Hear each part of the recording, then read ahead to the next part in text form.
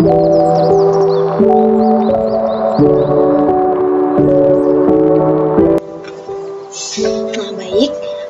sebelum lanjut ke materi, perkenalkan saya Gusti Yorista Priyanti, NIM 2300500064 dari Prodi Bisnis Digital.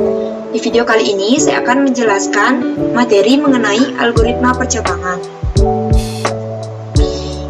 Nah, apa sih algoritma percabangan itu?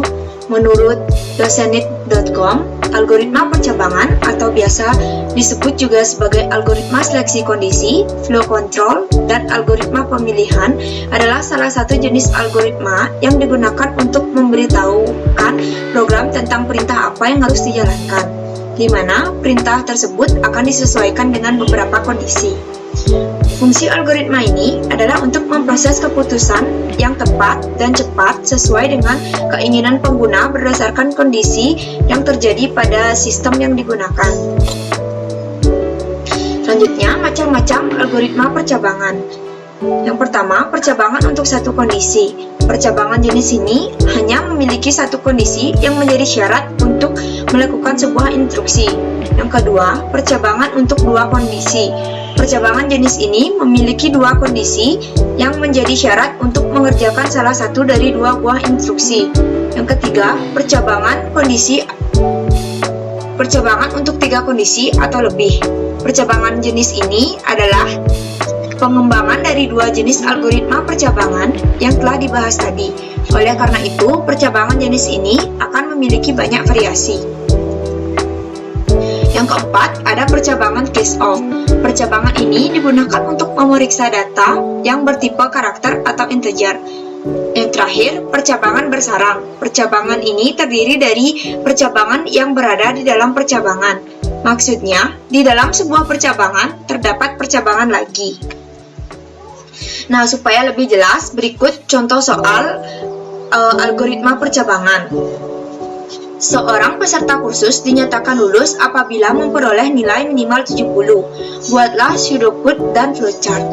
Nah, sebelum lanjut ke pembahasan mengenai soal tadi, saya akan menjelaskan sedikit mengenai pseudocode. Nah, pseudocode atau kode semu dapat diartikan sebagai deskripsi dari algoritma pemrograman yang dituliskan secara sederhana bila dibandingkan dengan sintaksis bahasa pemrograman. Umumnya, dalam penulisan pseudocode dibagi ke dalam tiga struktur. Yang pertama ada judul. Judul berisi algoritma apa yang akan dibahas. Yang kedua, deklarasi, berisi variabel-variabel yang akan digunakan. Variabel ini dapat berupa bilangan bulat, bilangan pecahan, karakter, dan lain sebagainya. Yang ketiga, ada deskripsi. Deskripsi berisi jabaran tahap demi tahap dan menggunakan operator. Nah, pembahasannya, algoritma pseudocode untuk menentukan nilai kursus. Judulnya algoritma kursus, deklarasi nilai kursus yaitu integer, deskripsi read nilai kursus, if nilai kursus lebih dari sama dengan 70, then write lulus, else write tidak lulus, and if. Nah, selanjutnya ada flowchart atau diagram alir. Sebuah flowchart diawali dengan start dengan simbol terminator. Anak panah ini disebut dengan flow. Selanjutnya, untuk membaca integer nilai kursus, kita membutuhkan simbol preparation. Selanjutnya, input nilai kursus dengan menggunakan simbol input. Jika nilai kursus lebih dari sama dengan 70, jika iya, maka true, output lulus. Jika tidak, maka false, output tidak lulus. Kemudian selesai. Sebuah flowchart diakhiri dengan tulisan N bersimbolkan terminator.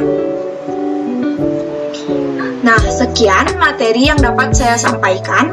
Apabila pada saat saya memaparkan materi ada kesalahan, mohon dimaafkan. Sekian, terima kasih.